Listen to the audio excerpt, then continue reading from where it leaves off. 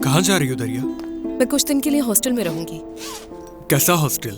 मैं उस हॉस्टल में रजिस्टर्ड हूँ और तुम तो जानते हो कि मेरे बाबा काफी कर्जों में डूब चुके हैं। अब जाकर अफसोस हो रहा है तुम्हें उनका। जब यहाँ इस घर में शिफ्ट हो रही थी तब तो तुम्हें कोई परवाह नहीं थी। क्या हो गया तुम्हें मुस्तफा? किस तरह बात कर रहे हो तुम मुझसे? मुझे बताओ हम क्या करेंगे दरिया? हाँ, ये कैसी शादी है? तुम्हारा जब दिल करता है दोस्तों के पास चली जाती हो, जब चाहती हो हॉस्टल शिफ्ट हो जाती हो। कुछ समझ नहीं आ रहा मुझे।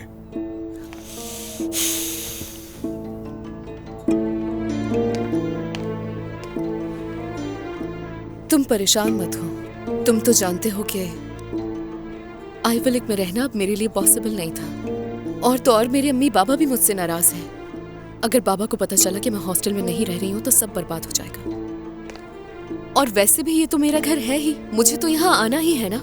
देखो तुम अकेले नहीं हो, तुम्हारे साथ तो तुम्हारी अम्मी भी है। यानी जब तक वो यहाँ है नहीं आओगी?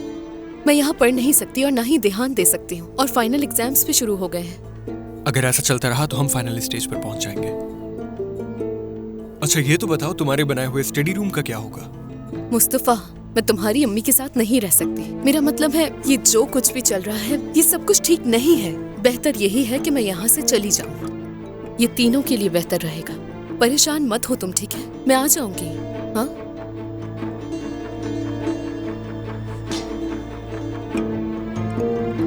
बहुत प्यार करती हूँ तुमसे।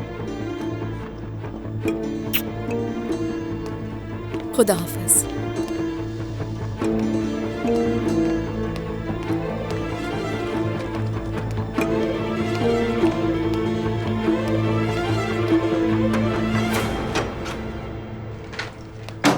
Good morning.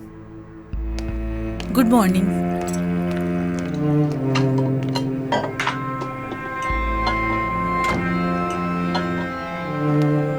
Good morning. Good morning बेटा।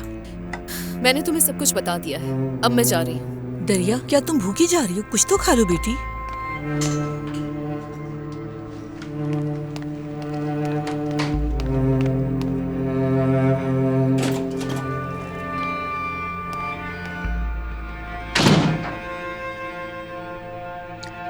वो मुझसे परेशान हो रही है ना? नहीं अम्मी।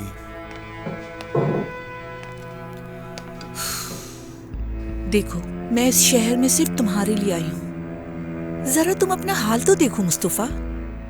सोचा कि कुछ अरसा तुम्हें जाकर अपने हाथों का खाना खिलाऊं, लेकिन अपनी बीवी को देखो, वो तो मुझसे बात करना भी गवारा नहीं करती। ये क्या कह रही हैं आप? ऐसी कोई बात हरगिज नहीं अम्मी।